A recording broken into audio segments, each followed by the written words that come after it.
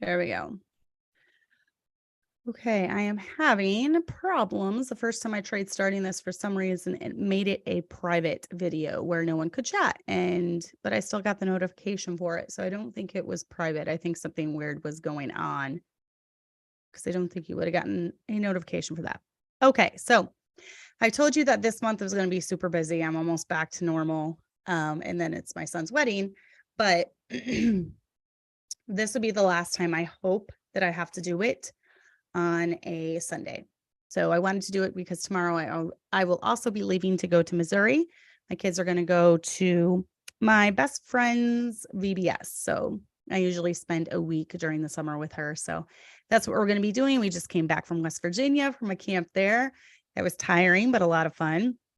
And one of the things, I had a few lessons scheduled to talk to the teen girls about. And this was one that I did not get to. Let me adjust this real quick. This is one that I did not get to, but I thought it was an important lesson. And also it could be used for adults, women, men, if you're a human being, you could use this lesson. So this is one that I intentionally did for teen girls, geared towards teen girls. So it's just some important things to keep in mind. Hey, Shara. So I am excited about August. I'm hoping August will be one of our best months ever here on GLS. I'm hoping 3 different guests. I already have one lined up for August 14th, and that will be Mrs. Bethany Russell. She will be talking to us about her chronic illness and some of the difficulties she has gone through with that, but then also how some of diet changes and different things she is working on has greatly improved that, but also just living with that. I'm hoping to have on a sweet lady named Mrs. Hiles. I met her this week at family camp, and she is a survivor of sexual abuse. And I will definitely be putting out disclaimers there as far as like triggers and different things before we talk about it. I have been approached over the last 5 years by many women who have been sexually abused. And unfortunately, the statistics are going up more and more every year. Now, instead of just wallowing in perpetual victimhood for the rest of their lives, many women have chosen to overcome this and to move on and to find healing and victory over a lot of the, bad moments in their past. So, I am excited about having her on, and she actually has written a book. I need to get the book and read it before I have her on, but I'm hoping to have her on in August. Also, her daughter-in-law is one that is another lady that is struggling. She's a younger lady, and she is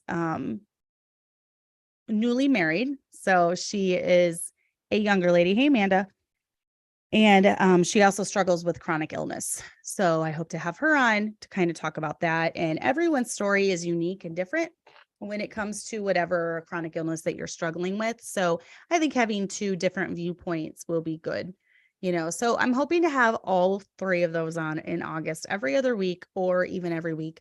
With the one guest, I might have to switch it to a Monday night again. So just keep a heads out for that. If you haven't joined my group, and I post a lot in there about different updates and things, like I'm moving the show here, I'm doing the show now. In fact, I should probably share this link in the Gently Led Sisters group just to let everyone know. I haven't really been sharing it anywhere when I do it. And that's kind of probably good to let them know, especially since I'm just going all over and it's just spur of the moment. My life is spur of the moment. It really is. My life is totally spur of the moment. So I kind of live day to day. That's my philosophy.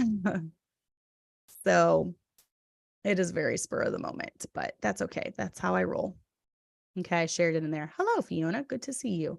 The nice thing about doing it at this time, this weird random time on a Sunday, is that a lot of women are able to view at this time. You're between services and it's the afternoon. Fiona's 6 hours behind us, or ahead of us. Sorry, 6 hours ahead of us in Ireland. So it's a little bit later there. But I wanted to do this lesson specifically geared towards teen girls to try to get these truths in their heart at a young age. Give them something to ponder about, give them something to think about. But like I said, this is something for everyone. And that is a lesson on the sins of the tongue. As I was getting this ready, I remember that I had read an article by Pastor Rocky Randall that I thought was excellent. And I'm pretty much the whole first part is going to be going over this article that he wrote. I think it's on his church website. I think that's how I found it. He has a blog on his church website, and that's where this article was. And I thought he just went over it and gave a very good comprehensive viewpoint of sins of the tongue, basically is what this is. So the main points on here are from him. I want to go over them and then give specific points where we can sin with our tongue and ways we need to guard and watch our lips. And then I told them, as teen girls especially, this can be hard, but let me tell you, it remains hard the rest of your life. Just because you're a teenager doesn't mean this is the only time you're going to struggle with it. And this lesson was geared toward teens. I never got to do it though, which is why I'm doing it on the show today. So the first thing that he listed as a sin of the tongue is blasphemy. And the definition of that is impious or profane speaking of God or sacred things. I think it says early 13th century. Maybe that's what it says. And interestingly enough, if you consider what we call it when someone says a bad word, it's pretty much always has a religious origin, such as swear, curse, or cuss, profanity, vulgarity. When the Bible speaks of blasphemy, it means to ascribe to someone or something else that which belongs to God or to the Lord. And that's why, like with us, we don't use God's name in a flippant way. In my household, I don't even like, oh my gosh, because I feel like gosh is the stand-in word for God. And, I just don't believe in using his name flippantly. I believe in reverencing the name of God. So we're very specific in how we use it in our home. And I don't like euphemisms for words. Like I said, I don't even like, oh my gosh, I was never allowed to say it growing up, and I don't really like my kids saying it. And then too, sometimes because that can quickly turn into oh my, and then using God's name in place of that. And I don't like that at all. I think that's very flippant. It's a misuse of the word of God, and it's, very, very crass. So I don't allow my children to say it. But he put in there, and this is Pastor Rocky Randall's article, the enemies of the Lord blaspheme because of David's sin. And that's in 2 Samuel 12:14. Rich men blaspheme the name of the Lord. And then blaspheming against the Holy Spirit, of course, is one. But, ways that we can blaspheme with our words is taking the Lord's name in vain. And then that's Exodus 20 verse 7, claiming something is from God when it actually goes against God's word, or claiming something that came from God is evil. Isaiah 5:20 says, woe unto them that call evil good and good evil, that put darkness for light and light for darkness, that put bitter for sweet and sweet for bitter. Number 2, he put as a sin of the tongue is cursing. And that means to wish evil to excommunicate, or to swear profanely, use blasphemous or profane language. And then James 3:10 says, out of the same mouth proceedeth blessing and cursing, my brother, and these things ought not be so. There's a lot in the Bible about the tongue. If you just wanted to do a topical study on the tongue, it would be really helpful, I think. Do it with your kids. Sit down and write down the verses that all pertain to the tongue and the words that come out of our mouth. It's very important to God. So as a parent, I want this to be a very clean part of my life, a very clean part of my children's life. And as I was preparing this lesson, I was thinking of what are the 2 main things that people are able to determine that we are different or we're a Christian. And there's 2 main things that came to mind. Number 1 automatically is the dress, right? We are to look different than the world. Number 2, I would say, would be the way that we talk or the way that we communicate, what comes out of our mouth. And of course, you ladies all know that I go back to the story of Peter when he denied Christ. By the end, he was so frustrated that he swore, I think is what it said. He was so frustrated that he had to use strong language to try to make them think he wasn't a Christ follower. So that to me is very indicative that we need to be very careful about the words that come out of our mouth. Do we want to blend in with the world and all their worldly sayings and all their worldly filthy words? And some people just claim, well, it's just a word, it's not a big deal. But the Bible puts a lot of emphasis on words. And as Christians, I do believe we need to be a light to the world, and we need to be different than the world. And two of the biggest things is our dress and our speech, what comes out of our mouth, what we say. And then he put some subpoints here: cursing father and mother. Mark 7:10 from Leviticus 29. That would be like saying things like, I hope you die, damn you, a curse, and also DAMN can be wrong because it's profane. But yes, those are, and the way that my husband says is, yes, there's some biblical words, biblical words, but they're used in a biblical way. Especially when it's things like being damned to hell, or even the word hell used in a biblical way, it's not a sin to use that. But when you take those words and you use them constantly, or you use them as curses against people, it takes away a lot of their meaning. And their meaning is a very strong meaning. Hell is a very strong word. And as such, we should kind of approach those words a little bit more reverently so that they don't lose the importance, or, this, just the way that they are so somber. And, so we should approach them a little bit more carefully than what we do. And then taking something sacred and making it common and meaningless. And that's how I would refer to as those words. I think those are sacred words. They're in the Bible, and they're used for things that are just. Hell isn't wicked. Hell is a just punishment for sinners. So something isn't wicked as HE double hockey sticks. It's something that God created, and it's a just thing that he did. It's a payment for sin, so. And then he said, Pastor Rocky Randall said, we decided not to allow our kids to say dang or darn or gosh or geez. It doesn't mean if someone else does it, they're necessarily sinning. This just comes down to family standards. Once again, for me, I don't like, oh my GOSH. I don't like, oh my gosh, because I feel like it could quickly turn into God's name. So, you're going to have different standards in another family. So you have to decide that for your own family. I never grew up singing dang or darn. I remember, in fact, that movie of Disney, it was like That Darn Cat. And I remember my mom just being like, oh, well, why did they use that word? So she was just like, very off put by the fact that they use that word, because she kind of had the same, she came, and this is where I think it might be different. And it might be harder for second generation Christians to realize this. My mom was saved out of a very worldly lifestyle. She pretty much lived like the devil when she was unsaved.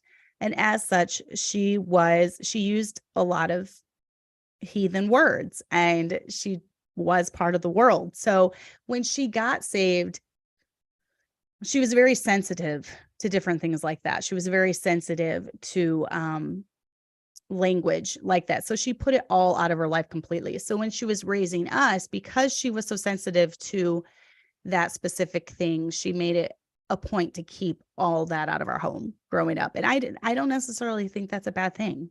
I think that's a good thing.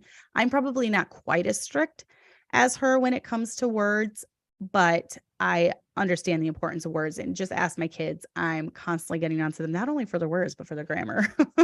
So I'm kind of a grammar Nazi as well. So, but yeah, once again, that's just up to what the Holy Spirit lays on your heart. My mom never liked it because she said it was the stand-in word for the cuss word. So she never liked it, and that's why we weren't allowed to say it. Plus, I do think, I know for me, trying to teach a ladylikeness to my girls, I want them to have fair speech, and I want them to have distinguished speech, and speech that sets them apart as being a lady.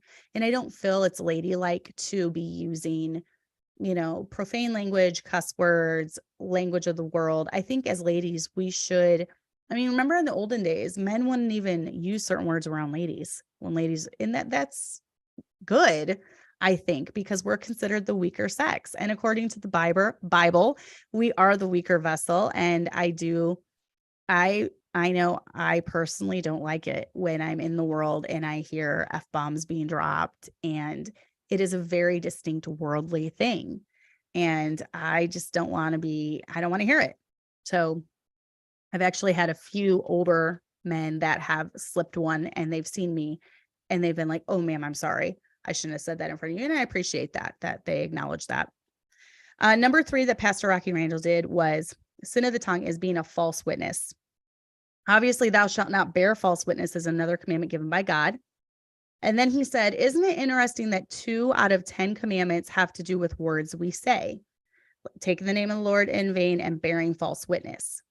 In the Old Testament, if you intentionally bore false witness, you would be punished as if you had committed what you said someone else did, which I think is a good rule of thumb. I think that would get rid of the false narratives that go on in the Me Too movement.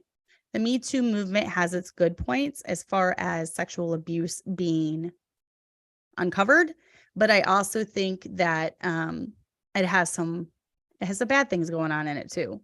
And some of those are claims that have turned out to be completely false and made up. So I think it's a good idea, whatever punishment was going to happen, if the person that you were lying against or bearing false witness against, it turns out to be false, or that you made up the story, that you bore false witness, then you have to have that punishment that they would have gotten. So that's what they did in the Old Testament. Number 4 that he put was self-praise. And there's a lot of verses about this. Proverbs 27:2, let another man praise thee and not thine own mouth, a stranger and not thine own lips. And then 2 Corinthians 10:12 is actually one of my favorite verses. I love this verse. I think this is good for everyone to remember. For we dare not make ourselves of the number or compare ourselves with some that commend themselves, but they measure in themselves by themselves, and comparing themselves among themselves are not wise. And that's just comparison with other people. Why do you do the things that you do? Is it because you're comparing yourself with Angela in church, or is it because you actually have that belief? And then he put a couple other verses, but he said these may not necessarily prove that self-praise is a sin, but I think we can all agree that pride is sinful, and thinking we are praiseworthy is pride. If we say, hey, we have no sin, we lie, and that is a sin. Number 5 he put was inappropriateness, and that would be Ephesians 5:4, filthiness, foolish talking, jesting, mocking, railing.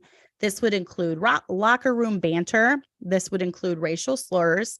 This would include making fun of people, especially things that they can't control, like bald head. It would make fun of them for being fat. It would make fun of physical features that they can't control. And I agree wholeheartedly with what he said. Number 6, he said, was flattery. Flattery is a tool to get something out of someone else. Don't think flattery is a virtue. Proverbs 29:5, a man that flattereth his neighbor spreadeth a net for his feet. And then 1 Thessalonians 2:5, for neither at any time used we flattering words, as you know, nor a cloak of covetousness, God is witness. And then he said, it is also important that we speak the truth rather than flattery, which is false witness anyways, because we're saying something we don't mean. So beware of the people, and I've had this often in my life. It kind of puts me off a little bit because I know I'm not all that in a bag of chips. So if I have someone that just cannot find any fault in me, and is just over the top with Cassandra, I have just never met anyone as awesome as you. I have never met anyone that is, as well-spoken as you. And I know that's a lie because I'm not a very well-spoken person. I don't feel like I'm a great speaker. So I know I have faults. And so when someone comes along and they just like, everything I do is gold and everything I do is perfect, that's a red flag to me, because why are you saying all that to me? I know I have faults, I have faults too.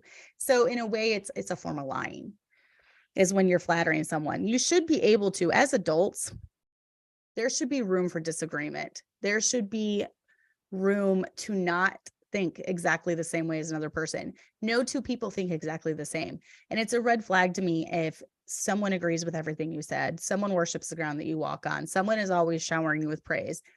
I'm thinking, what do you want out of me? That's a big red flag. So Proverbs 28:23 says, he that rebuketh a man afterwards shall find more favor than he that flattereth with the tongue. Like I said, there's a lot about tongues in there. So I encourage everyone to do a unit study on this. Number 7, he put silence. And this is an interesting thought, I thought. When a word should be spoken, when we know we need to say something and we quench the spirit. James 4:17, therefore to him that knoweth to do good and doeth it not, to him it is sin.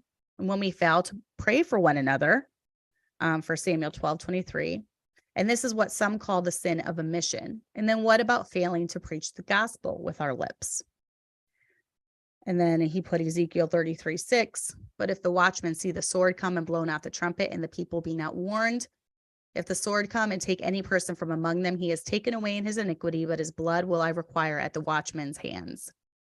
So in conclusion, Pastor Rocky Randall said, and I keep saying his name just in case someone joins,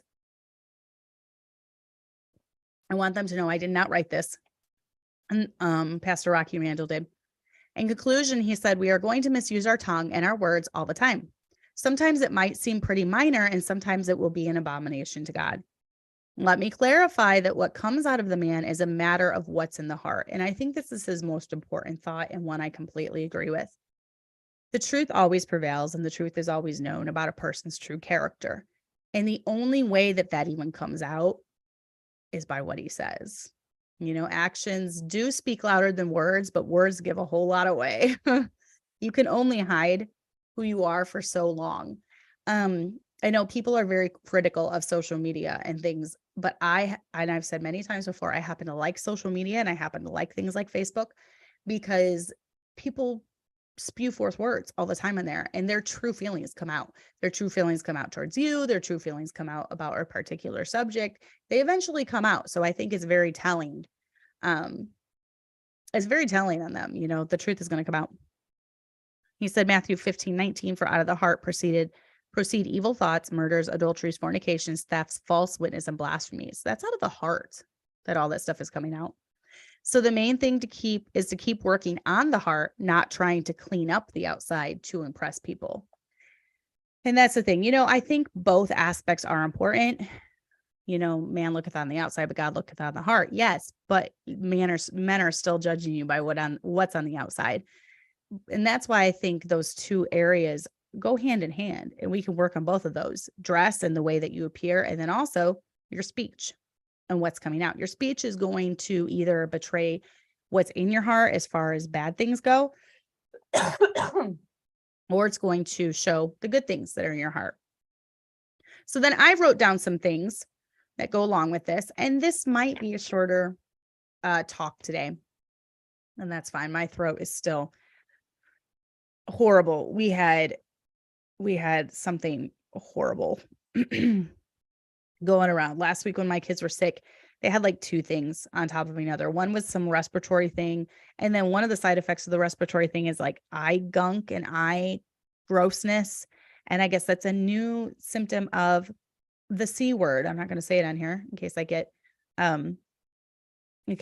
censored, but it's the C word. They were telling me at the urgent care, it's this new respiratory thing, but along with the cough that never goes away is you get like eye stuff. It's weird.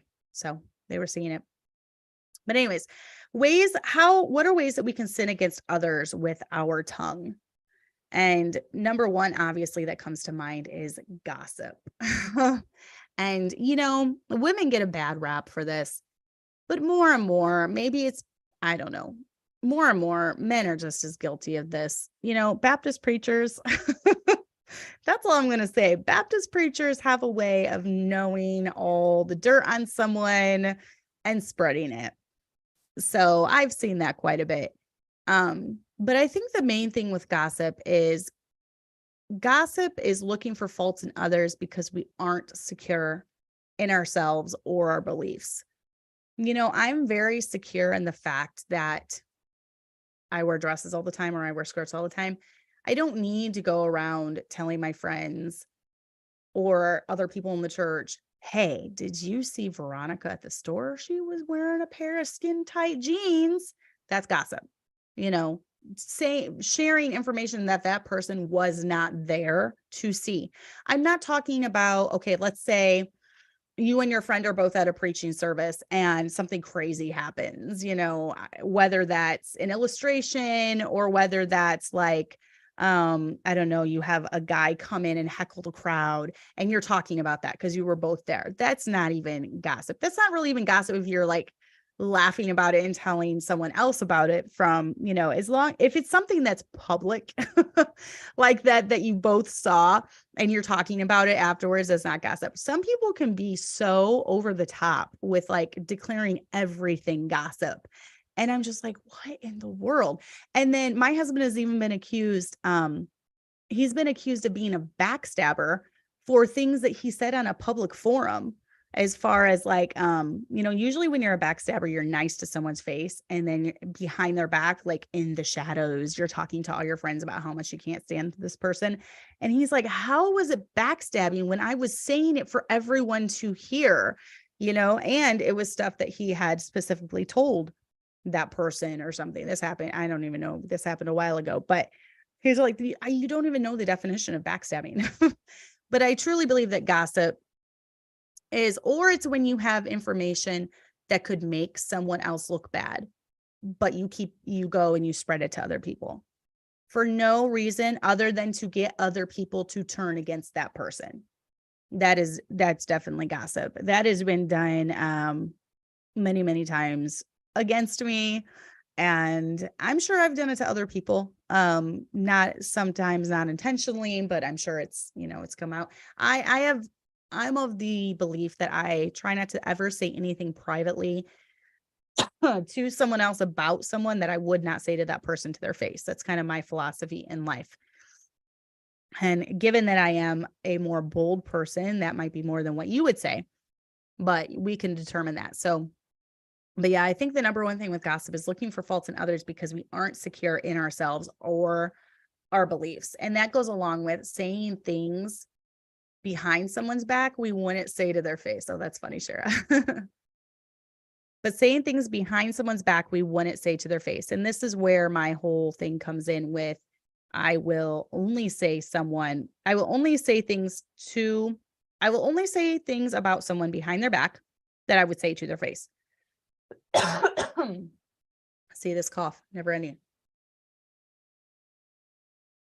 And that's just a practice that I've taken up in my own life. Saying untrue things about others, things that you know that are untrue. And I'll take it a step further, even seeing, like, let's say it's one of those secret groups on Facebook or, whatever it is. You see a story being repeated that you know for a fact is wrong. And this is where I got myself in trouble in the past.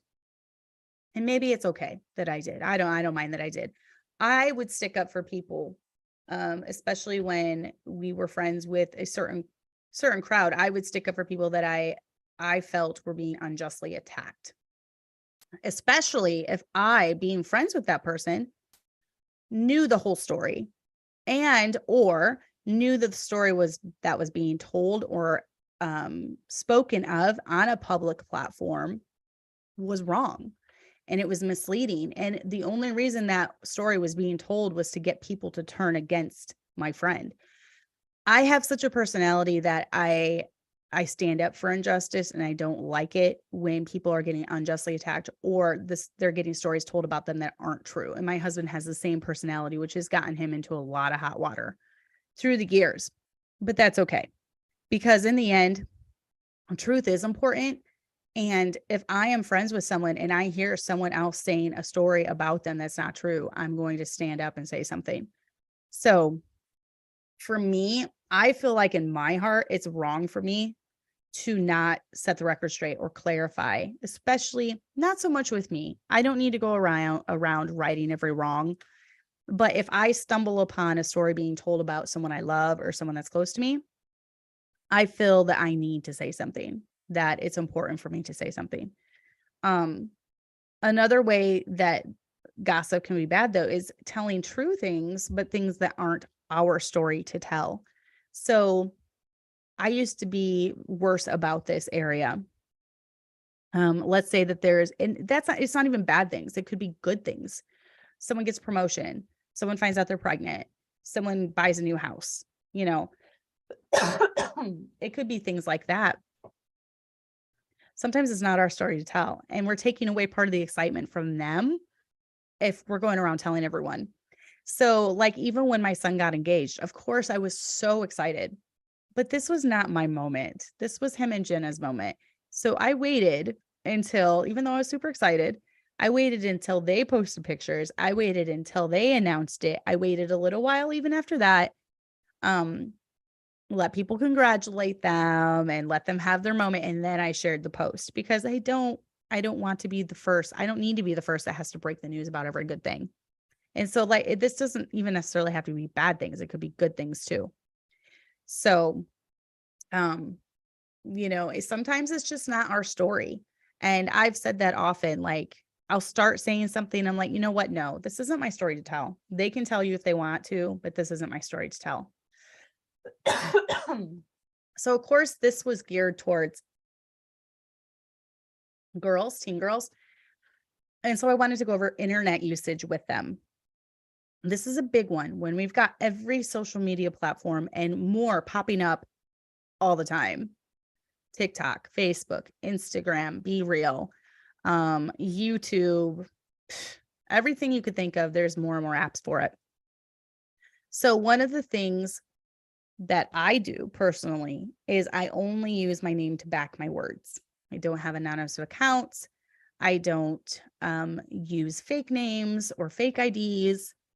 If you see a Cassie Ray McMurtry or a Cassandra McMurtry online, unless someone's hacked me, it's going to be me. I don't use anonymous accounts. And I try to talk to them like I would to their face. So if I wouldn't be a jerk in real life, I'm not going to be a jerk in comments. If I wouldn't be snarky in real life, I'm not going to be snarky in comments, especially because comments in the written word can come across a lot harsher than if you're saying it with your voice, because we have inflections in our voice. We go, you could say something like, I really don't think you should have done that. You probably should have thought about it. Well, in the written word, that can come across like, I really don't think you should have done that, and in their head, depending on how they're feeling, they could be reading it in that type of voice. But we can put a lot of feeling into our voice, into the written word, versus we really can't in our spoken word. We really can't in the written word. So words come across way more harshly than in spoken word. And I've found that out because oftentimes I won't even feel like I'm being that harsh. And it'll suddenly be taken as attacking. And I'm like, I'm just having a conversation. I'm not attacking anyone. So now if I just voice my opinion, that's an attack. Like, what is going on here? If I just have something contrary to what you're saying, then that's attack. Are we really that fragile? Have we gotten so fragile in society that we can't even have disagreements with each other now? But a lot of people take it that way. So oftentimes, I have found out too, things are much better said privately than in a public forum. So if I, if I have to say something that I don't want to escalate, and I have to say it in a kind way, I will do it personally, one-on-one, either in person, or I'll text or private message that person privately, because pride has a way of getting involved when it's on a public forum. And when it's on a public forum, I can get really nasty really quickly. So I've found that it's best just to privately do it. And then if things get nasty, probably you and that person are the only ones that will know about it. Maybe they'll spread it, but I have found in ministry that you have to be very careful. You never want to escalate a situation. You always want to de-escalate. Because of that, things that go on in my life, I don't tell many people if I'm like struggling with something. I have a couple close friends that I know would never share something that I tell them in confidence. And that could be just like a personal struggle, something like that. But I have found in the past, when I was too open with what I was feeling, people will use that as a weapon against me. So, and I have been burned many times by that. I've learned a lot in the last 5 years. I've learned a lot when it comes to this subject. So it's better to err on the side of caution. You don't want to pour out your heart and pour out your guts to every stranger you meet on the internet. You want to be careful because things, words, situations, your feelings, they will be used against you as a weapon if that person wants to do that. So I've also learned on social media, sometimes I just need to keep scrolling. It's not my dog. He who takes a dog by the ears, right? What's that verse? If someone wants to find that and put that in the chat, he that meddleth with strife is like he that taketh the dog by the ears or something. You're going to get bit. And I have been curb stomped a lot when I've stuck my nose in, and maybe I deserved it. I don't know. When I've stuck my nose into things that were not my business, I've been curb stomped. So I'm learning. I'm definitely learning. Yeah, Julia, and that happens. Julia said, my stepmom and I got into so many arguments because texts were misread with the tones. It got so bad we weren't allowed to text each other anymore. Yeah. Sometimes you just need to take a step back and be like, you know what? I'm only going to talk to this person on the phone. I have to call them. They misinterpret my texts all the time. So no matter how many laughing emojis I do, they still think I'm getting after them. So I'm just going to call them. I've had to do that with some people. So, but yeah, when it comes to social media, you don't have to fight every fight. And it's very rare that I even get involved in any type of drama anymore. I just keep scrolling. It's not worth it. It's not worth being curb stomped, figuratively, of course. I also, this is a big one for teens. Screenshots last forever. Once you put a written word onto any platform, a screenshot happens. A screenshot lasts forever. There's people still sharing screenshots of a situation that happened like 4 years ago or something. And it's not anything like really bad. They're just sharing them, trying to get people to turn against my husband. And it was just him defending, I think, another pastor or something, but it's being used against him. And that was from years ago. People have like files of screenshots saved. So all that to say, even if it's not bad, things will last forever. You know, screenshots will last forever. And then closed groups aren't closed. I feel like, especially teenagers, they're lured into this false security online when they're in a closed group. They think, oh, it will go places. Believe me. Closed groups are not closed. Not everyone is what they appear. Sarah is one of my moderators on the GLS group on Facebook, and it has over 400 people in there. I don't think all 400 people are in there out of the goodness of their hearts. I think out of those 400 people, there's probably people in there looking for screenshots. So because of this, we are sometimes choosy with what we allow to be in there, because it often, especially anonymous posts, often they're done by people we really don't know, by women we don't know. And sometimes they're very controversial subjects like discipline. And if we get a bad feeling about it, we usually go with our gut and we'll just quietly delete it, because screenshots do last forever. And there's a lot of people that are just looking for something to nail you with, even if it's not necessarily bad, you know. You're still allowed to believe in corporal punishment. I know people don't want you to believe that, but you are. But yet when it's written down, people will use that against you. So there's this, you use caution, you use common sense and caution on social media. And I'm not one of these people that, let me see. Yep. Proverbs 26:17. Thank you, Sarah and Rachel. I'm not one of these people that like thumps my chest and is like, I don't care. My life's an open book. Whatever we do in our home, it's fine. We're not doing anything wrong. I don't care who knows it. You still need to be prudent. And that's just shutting your lips or shutting your fingers down. You don't need to type out everything that you think automatically. You don't need to write down every thought that comes in your head, because closed groups aren't closed. Screenshots will last forever. And we're already fighting enough battles. We don't need silly little petty battles on the side too. That's how I look at it. So Sarah and I do use caution. We are trying to look out for the ladies in that group. We will remove posts if we feel like they are too controversial for it. We will remove posts if we feel like they are written in a way where someone's actively looking for drama or looking for screenshots. So we do have to use caution even in there in our group. Number 3. So number 1 was gossip. Number 2 was internet usage. Be very careful. Your tongue can get away with you there. You can do a lot of sins with the tongue online, especially. And number 3 is lying. I do not like lying. I do not like liars. I'll just say that. I don't like someone that I can't trust. Just tell me the truth to my face, please. I'd much rather have that than you acting one way to my face and then doing another thing behind my back. Yeah, Fiona, that's exactly me too. She said, I would never write what I wouldn't say to someone's face. And then Kaylin said, my parents always tell us not to post anything. This is a good rule. My parents always tell us not to post anything you either wouldn't want an employer or the FBI to see.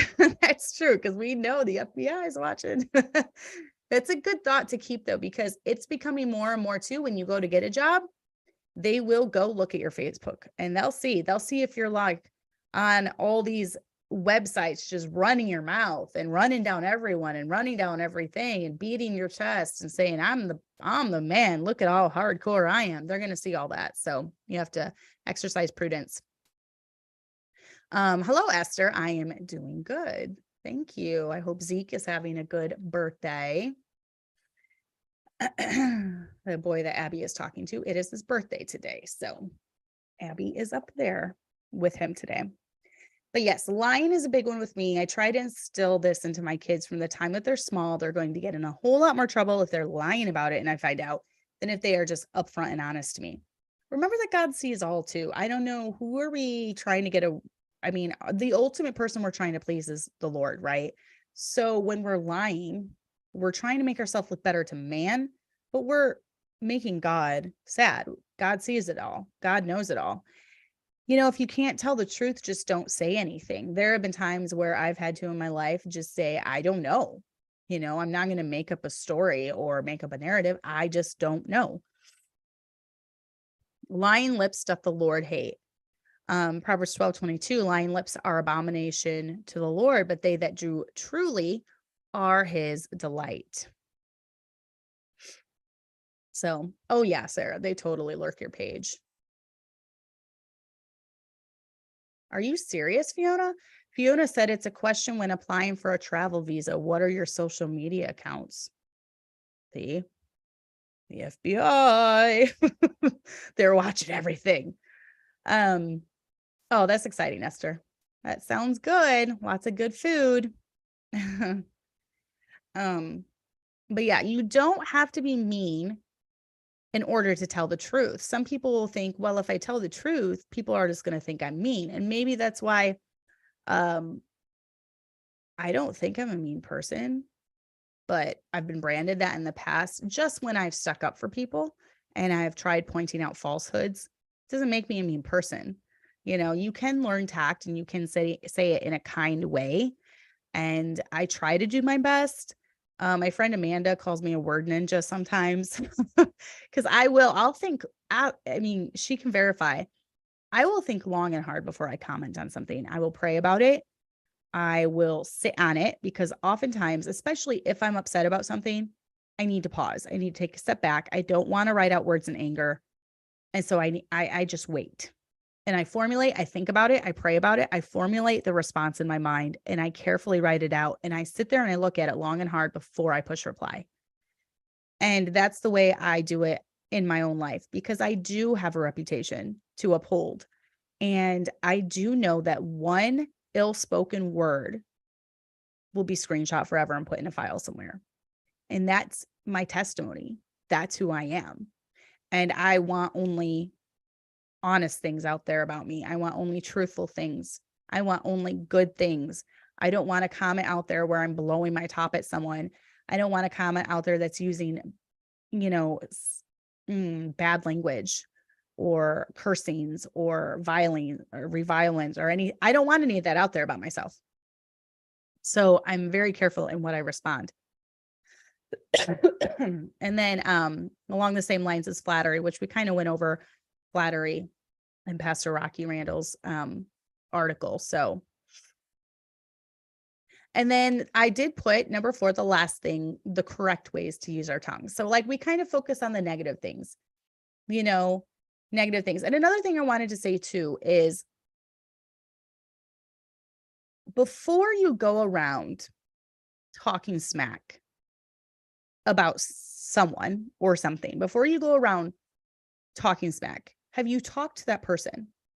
I really believe in restoration, and I don't like seeing relationships ruined. And I'm very slow to throw someone under the bus and to cut off a relationship completely. So before I'll come to that point ever, I will try to reconcile. I will try to say, oftentimes it's over something so trivial and small. It's just miscommunication, or it's something taken the wrong way, or it's, I need to ask for forgiveness because I shouldn't have said it that way, or I shouldn't have said this. I mean, you were having a bad day, and I was the straw that broke the camel's back. Sometimes it's something so petty. And someone else can also find the verse that talks about a brother offended is harder to be won than the walls of a strong city, or something like that. I'm paraphrasing. But a brother offended is very hard to win over. And so before it even gets to that point, I try to work things out. And I firmly believe that two grown adults, should be able to have a disagreement. Disagreements are good. Disagreements keep us from becoming an echo chamber. I can't even talk. Echo chamber. Disagreements help us to sharpen each other. Oh, I never thought about it from your point of view. You know what? You're right. Or, okay, I can see where you're coming from, but I still believe this way, or I still hold this belief. Bouncing things off of each other, though, is good. It's healthy. I would be very worried if my husband was like, yes, Cassandra. Yep. You're right. Yep. To every little thing I said. No, my husband and I will verbally spar at times, and I like it. It's invigorating to me with my personality type. A good old discussion, a good old disagreement is healthy. And I firmly believe that. However, we live in a very fragile society, and many people take any form of disagreement as an attack.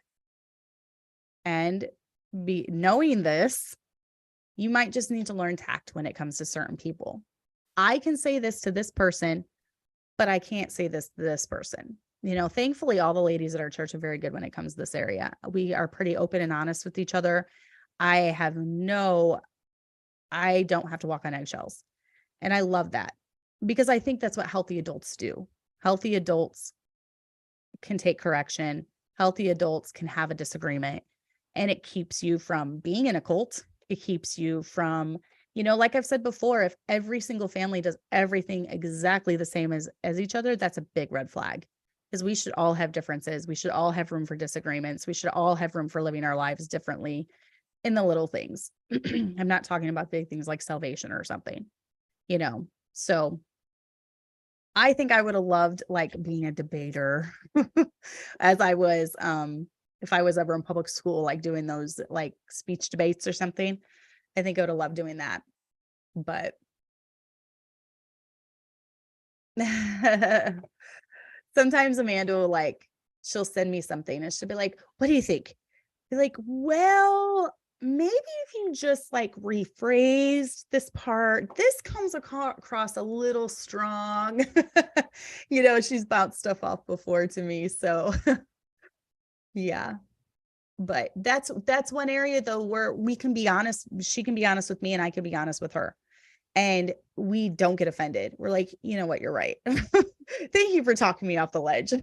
You're right. And that's what true friends do. There should be healthy disagreement in true friendships. And I firmly believe that. If you're friends with someone and you're always holding your tongue because you know that if you say something, and even in a nice way, they're going to fly off the handle and everything's going to hit the fan and they're going to go crazy and they're going to start calling everyone and gossiping.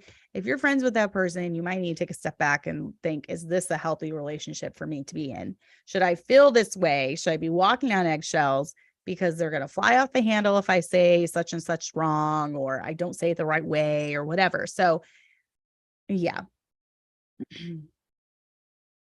Julia, I don't get that impression from you though, unless you hide it. Maybe you're secretly crying on the inside, but I've gotten the impression you're very sweet all the time. And even when I've been honest with you about stuff, you take it great. So I've never gotten that impression from you that you take it as an attack or you take anything as an attack.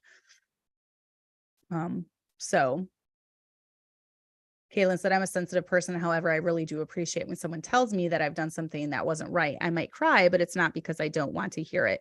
I remember when it was the C word was going on, and I was emotional about it. I was very upset about everything. And they had just passed new stuff in Illinois, further restricting us, and I was just so over it.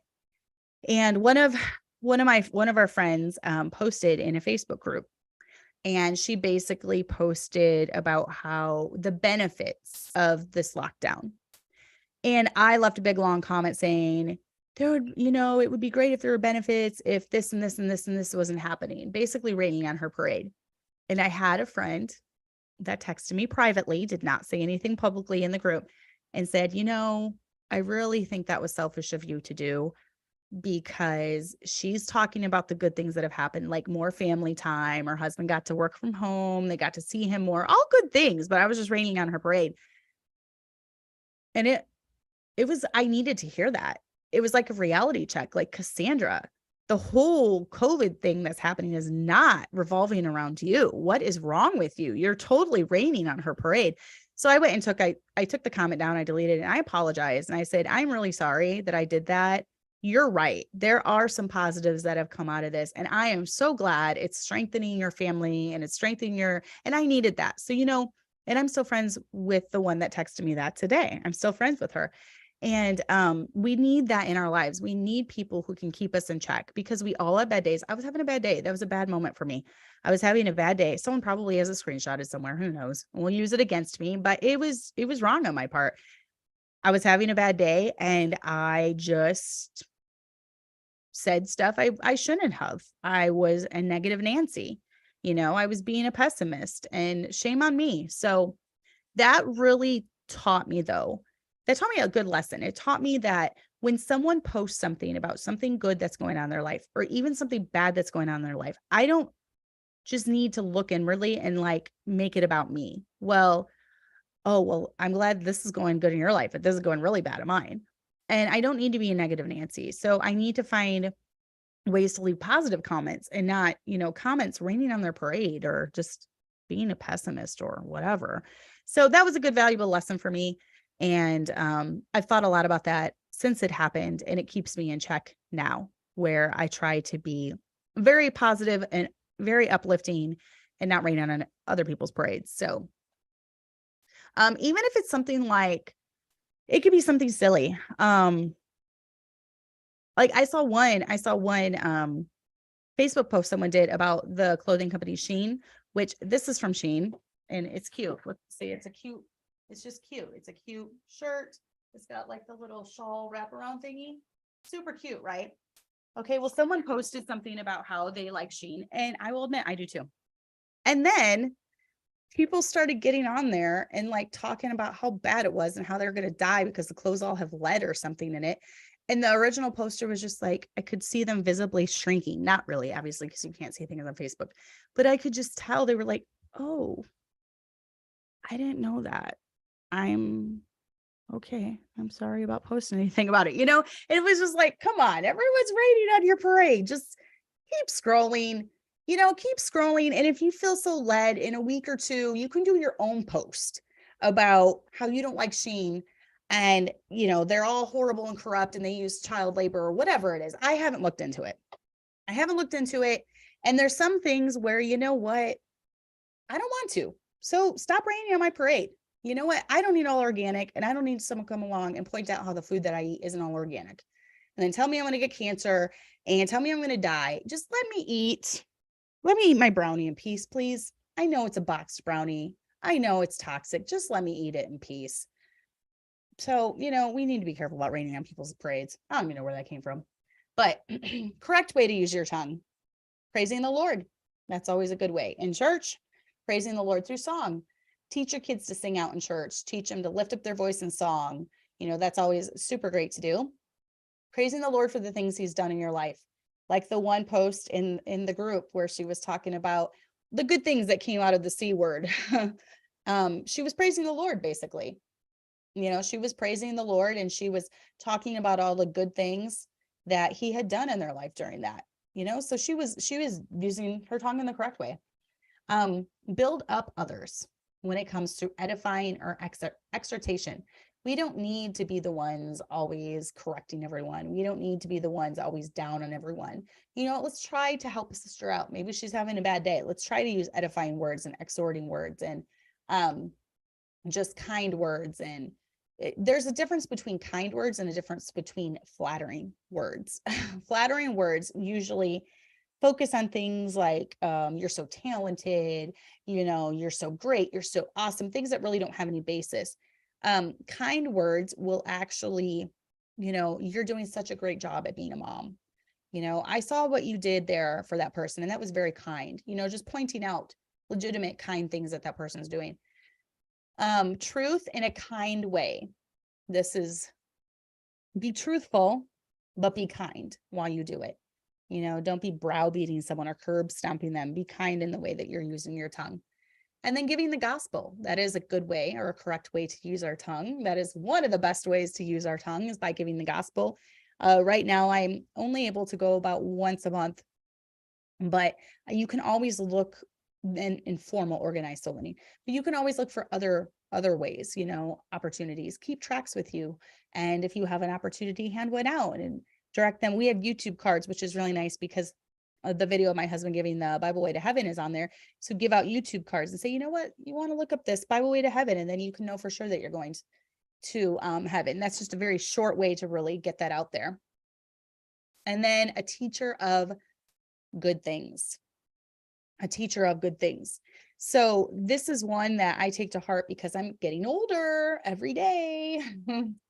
And the Bible does tell us that we're supposed to be a teacher of good things. And obviously that is the whole point of this channel. That is the whole point of our Facebook group, the Gently Led Sisters Facebook group, is that we are trying to teach and promote good things in this crazy world that we live in. In this world where there is no difference between man and woman, according to the liberals, which we know there is.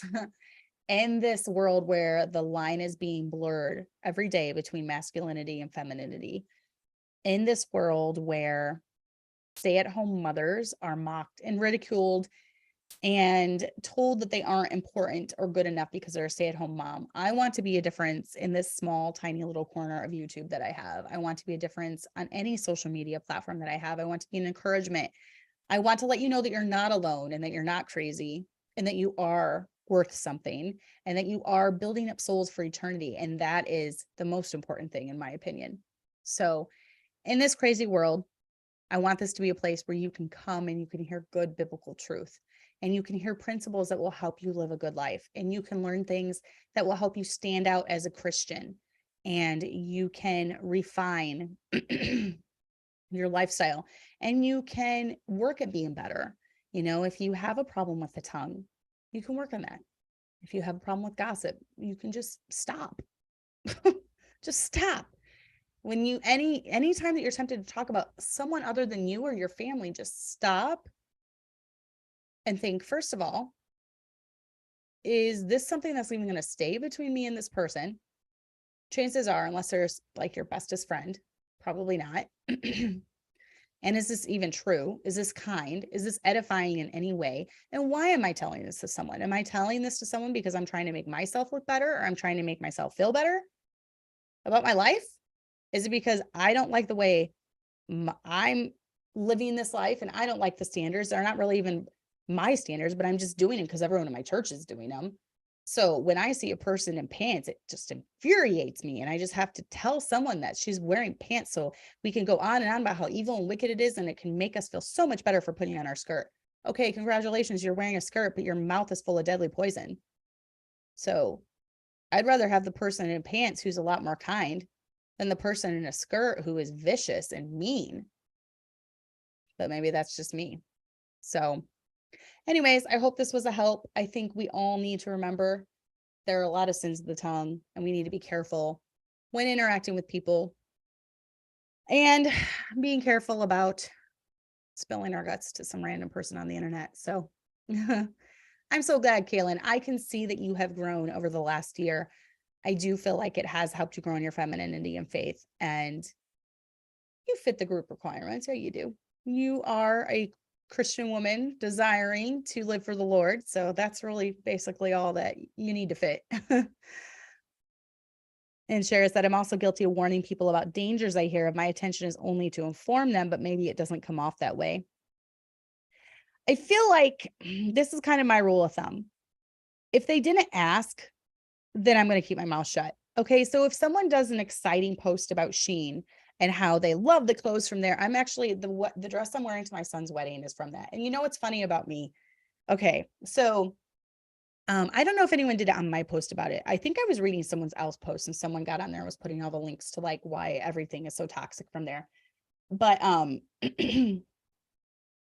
the type that like if I find something I like, so I like Shein and it's affordable for me as a mom of 8 and they have classy clothes like this and they're pretty, I don't care what people say. I'm going to keep doing it anyways because that's how I am. I'm going to do what I do. And my friends could tell you this too, because they're sometimes open and honest with me about things. And I'm like, okay, thank you for telling me. I'll give that thought. But at the end of the day, I'm going to do what I do. I'm going to eat the way I eat. I'm going to go where I go. I'm going to dress the way I dress based off of what I'm going to do. So that's just my personality. Someone else might not be like that. So if someone does a post saying, hey, I found this place, Shein, but what do you think about it? Is there anything I need to be aware of? Go ahead and give all your links, but do it. But if someone gets on there and they're like, hey, I found this great place, Shein. I love their clothes. It's affordable for me. Isn't it awesome? Look at these cool clothes I got. That's probably not the time to go rain on their parade because they didn't really ask. They're just excited about something and they're just sharing their excitement. Now you could always leave a comment like, that's great. I'm so glad that you enjoy these clothes. Would you like to know my opinion about it? Or does it really matter to you? Of course, most people are going to say, yeah, sure. I'll like your opinion, but you could always ask before sharing. I don't know. The rule of thumb that I have is if people ask for advice, I will give it. But I've gotten to the point where I don't really like going on to people's posts and giving unsolicited advice, especially if it's contrary to just the post that they were doing. So that's kind of my rule of thumb. You can have a different rule of thumb. It's up to you, but that's just kind of what I do. So,